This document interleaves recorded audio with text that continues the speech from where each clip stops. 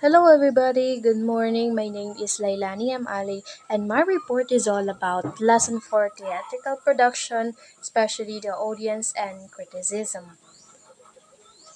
Now, before we proceed to our real discussion, let us first identify our learning outcomes. At the end of this lesson, the students can A. Identify qualities of a good critic, B. Discuss the importance of understanding, effectiveness, and ultimate worth in criticizing, and use understanding, effectiveness, and ultimate worth to analyze a theatrical performance. Now, we, now again, proceeding to our activity. In our activity, list at least 5 to 10 qualities of a good critic. You can go through the comment section to see the link. In that video, you can use your observations to be able to list a qualities of a good critic, and you can also indicate your answer on the comment section with your name. Okay. Now let us proceed to our real discussion. The audience is an essential part of a theatrical performance. Yes, because theater is a unique form that depends on in audience interaction, and the way the people perceive and respond to a performance completes the creative process. So in this lesson, we will explore how the audience engages with the theater and how canon criticism helps evaluate the performance. Okay, let's go with the audiences. The audience is an essential part of the theatrical performance. Yes, the audience perception on a stage events completes the creative process. Yes, theater is a live performance, and its impacts depends on an audience reaction such as laughter, silence, or applause. Without an audience, the play lacks its full effect. Yeah, so um while while the while the it's while the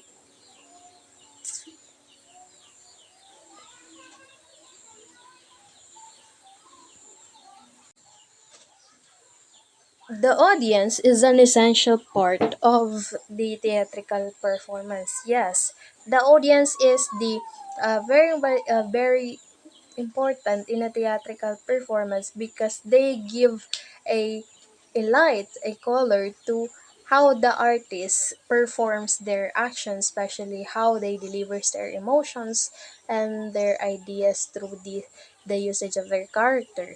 So yes, audience perception of stage events completes the creative process. Yes, theater is a live performance, and its impact, as I've said before, depends on the audience reaction, such as laughter, silence, or applause. So, without the presence of the audience, the play may lack its full effect. And another thing is that audience invariably form their own interpretations of the stage events and their significance. Yes, because um we cannot deny the fact that people have a different backgrounds, beliefs, and experiences that influence how they understand the play, and this makes the that's why this makes the performance a unique one. So another thing is that the artist who makes the performance typically work to evoke a desired audience response. Yes, let's say for example the directors, actors, and maybe the designers use elements like lighting, music, and acting styles to create emotions and meaning. So, however, they cannot exactly control how the audience responds or how the audience reacts towards it. And watching a performance, so there are actually two ways of watching a performance. So another letter A is attending a play differs on several ways from going to a film. Yes, theater is a live, meaning performance change every night, so there might some kind of a changes, while films are recorded and do not change. Yes, in theater you can watch directly how the characters may form or may deliver their gestures, their words, and you can hear it authentically, especially when the moment they make mistakes, and you can watch it directly. Moreover, in a film, um, you there might be some kind of a mistakes, but let's say it cannot be truly considered as mistake, because some of the mistakes are actually erased, and maybe they reenact it again to furnish the film completely and perfectly. So that's why that's the kind of the difference. And another thing is that watching a theater directly, um, you can you can engage with the other co-watchers, in which you can talk, share your ideas, make guesses like that, and make guesses of what will the story will become, or how will it evolve at the end. Okay, next is, although there are no rules about how to experience a theatrical performance, the experience is generally more interesting if the audience is willing to pay attention. Yeah, some pay attention. So, um, watching a play, watching a play may requires a focus and imagination, especially when dealing with abstract themes or symbolic stage elements. So somehow, in this kind of way, in a theatrical play, this requires a critical uh, concentration and imagination, because there might some kind of a symbolic representation which requires a critical thinking or critical imagination towards it, and some abstract themes in which it cannot directly shown, or it cannot be directly shown or performed by the it cannot be directly shown in a theatrical performance. So that's why it requires critical imagination. And another, the use of theatrical conventions, um, especially by unfamiliar ones, may require an audience imagination. Yes, again and again, some play may use non-realistic elements, such as breaking the fourth wall or using symbolic gestures. So, understanding these conventions may require open-mindedness. As I've said before, um, and in this theatrical for performance, it requires an audience who have an open-mindedness, because in the theatrical performance that can be shown may oppose to the belief that you actually believed in. So the thing that they show in their theatrical play may oppose to what you actually believe. So that's why this requires open-mindedness. And yes, the directors seek to direct the audience but complete control of audience attention or focus is impossible to achieve. Yes, as I've said before, the lightning, for example, lighting, the staging, and the movement direct focus, but each audience member may notice different aspects of the performance. And another, size and configuration of the auditorium affects audience response. So, for example, in a small theaters, the audience may feel close to the actors, making the performance more intimate. Vice versa, in a large theaters, technical elements like lighting and sounds are more crucial. And next, who is the audience? So, according to this statement, theater audiences may vary widely. So, some theaters aims to attract general audience, yes, and while the others cater specific interests. So there may be some kind of a theatrical play which can only be watched by a specific audiences with this kind of a specific interest, such as classical theater or like that.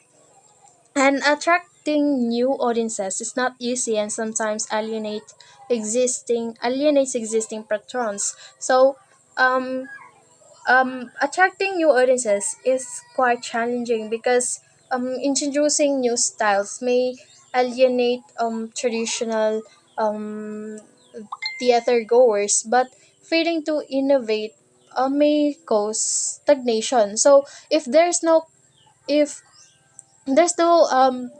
development, it can lead to stagnation. So that's why it is also important to introduce innovative ideas like that.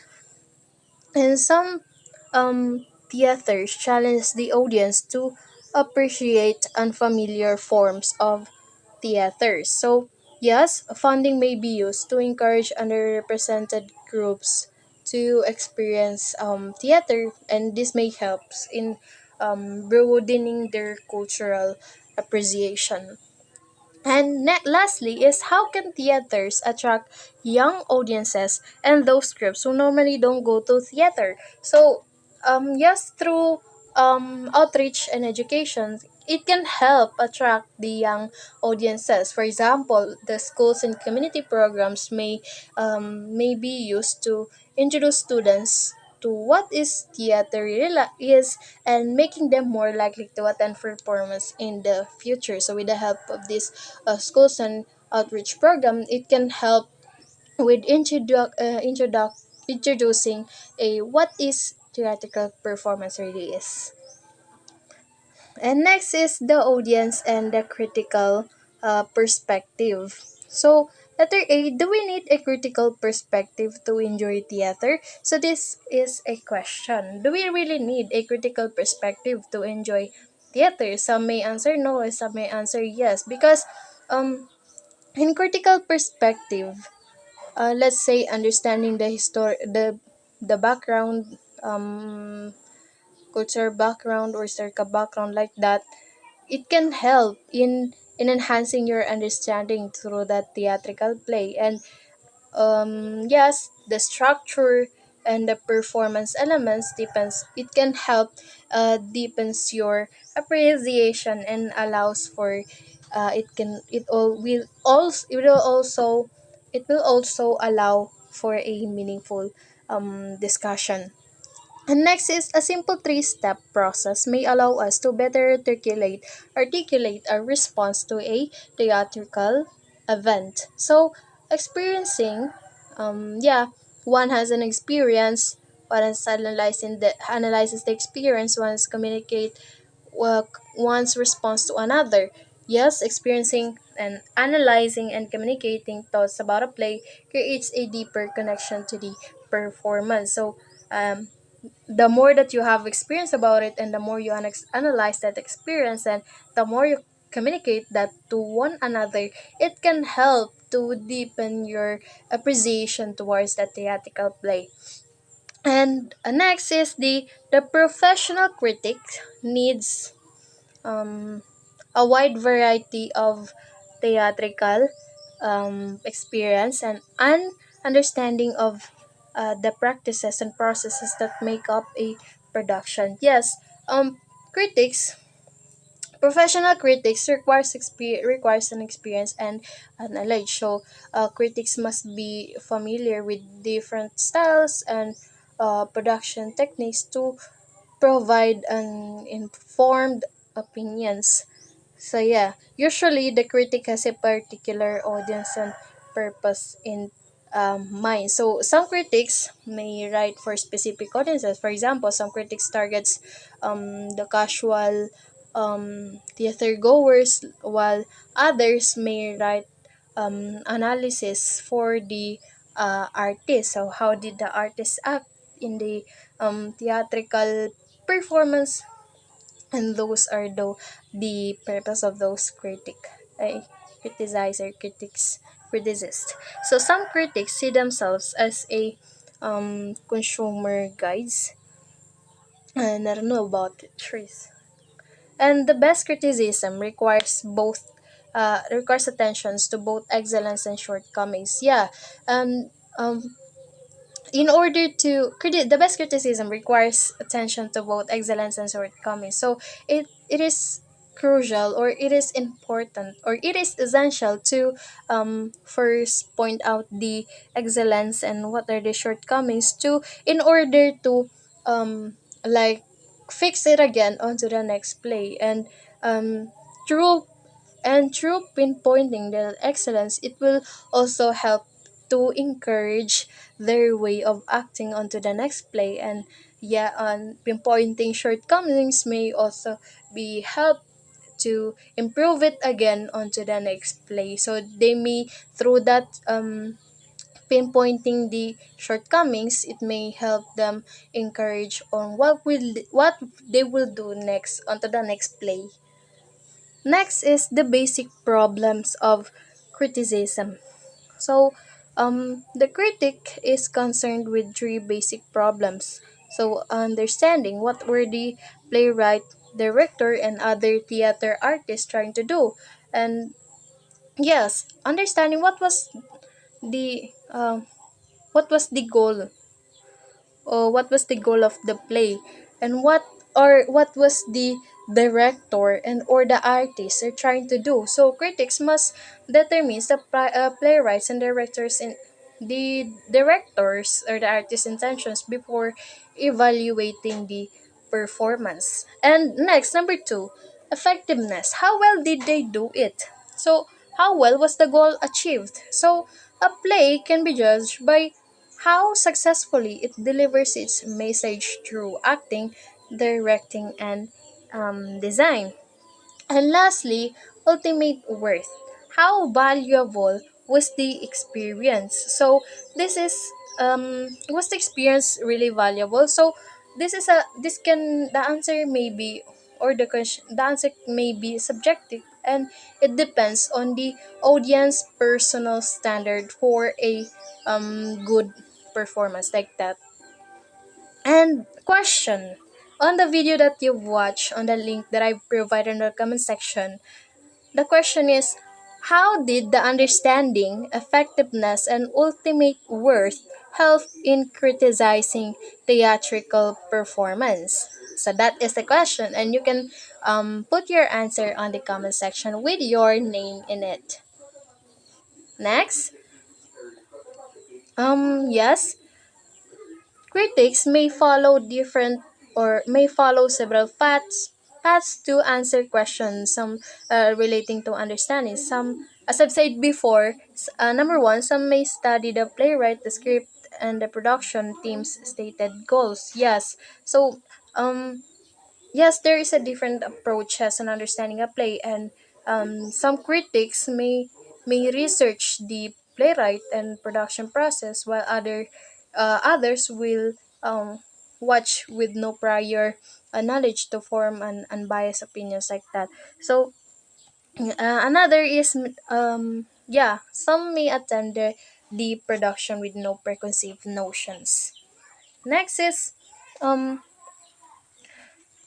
critics may, by necessity, have to write about the performance of the play they know little about, because those critics and their response will be very helpful to the directors, and especially, yes, the artists, and especially the directors, in order to enhance their play onto the next performance. For example, because through that response, it can help in pinpointing what they lack, and what they lack, or what needs to improve, and what are the excellent things, so that they can keep doing it. Next is C, to answer questions related to effectiveness. Related the answer To answer the questions related to effectiveness, some critics may focus on the place intention, or the director's interpretation. So yes, effectiveness can be judged based on the director's choices. So number one, some directors interpretations are at the variance with the play's intention. So meaning a director's interpretation may align or may differ from the original intent of the script, affecting the play's in impact.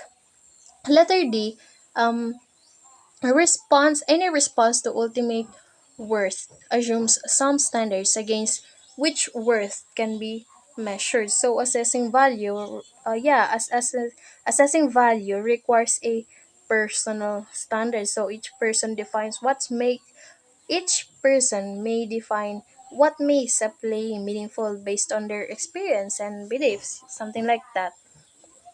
So number one, assessment of ultimate worth is related to individuals' perspectives and values based on their personal.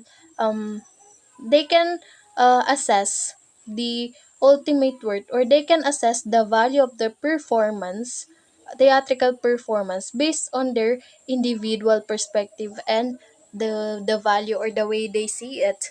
And another is many contexts are used in evaluating relative worth. Letter A is uncovering the stated or implied criteria in a review can be very instructive. Yes, so critics may evaluate the value of the theatrical performance through the uncovering stated or the implied criteria, or let's say the criteria that is already generated to evaluate or to assess the theatrical performance. Next is letter E. Um, we should define for ourselves what makes a production satisfying or not. So letter A, number one, some questions one might ask is, am I open to unfamiliar subjects, ideas, or conventions? So yes, we should define for ourselves what makes the satisfying. So in order to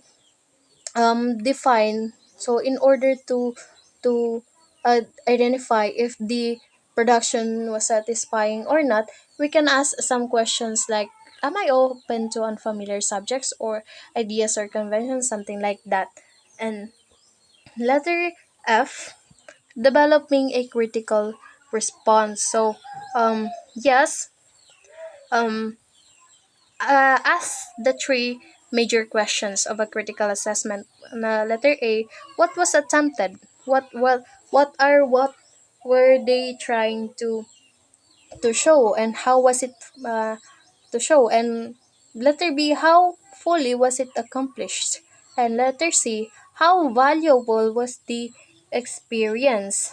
So in order to um, elaborate it well with other major questions, um, what play was performed and who is the author, what information about the author or script is important for understanding the production. So in order to much more critically look or analyze into it, we can use this kind of questions in order to enhance our understanding of that theatrical performance. Letter B, where and when did the performance take place? Will there be an additional performance? Something like that. And letter C, who was involved in the production? Production producer, directors, actors. Who was involved in the production producer, director, actors, designers, and etc.? Something like that. And another questions can be, were the apparent goals of the script or production, and how effectively and fully were the goals realized in the directing, acting, design elements? And lastly, should others see it and why? So those are the questions, elaborate questions in order to enhance the understanding of towards the theatrical performance. Next is the qualities needed by the critic. A. A critic should strive to be, number one, sensitive to feelings, images, and ideas. So, yes, a good critic um, must recognize the emotional and intellectual depth of a performance, and through that, it can enhance our understanding of it can enhance our understanding.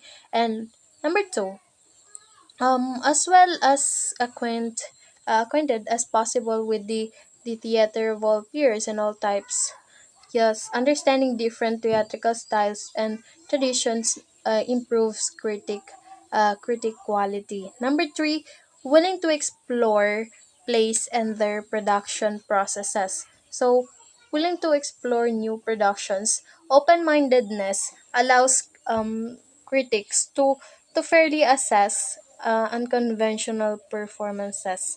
Yes, and number four, tolerant of innovation. So, yes, theater evolves, and critics should embrace creativity rather than dismissing unfamiliar approaches. So, yes, as I've said before, um, in a theatrical performance, it is undeniably that there might be some kind of alterations to what traditionally we encountered. For example, in a Cinderella, in a show of Cinderella, and then on the theatrical play, there might be some kind of innovation, and through that, we must embrace creativity rather than dismissing unfamiliar words, because we cannot deny that there is kind of innovations, because some directors loves to explore genres,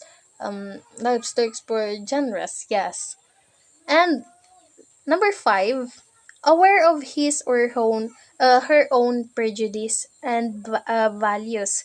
Yes, recognizing the it is about the awareness of personal biases. So recognizing personal preferences prevents unfair criticism. So if a critic won't be able to recognize his or her own prejudice, it might affect the process of the evaluation.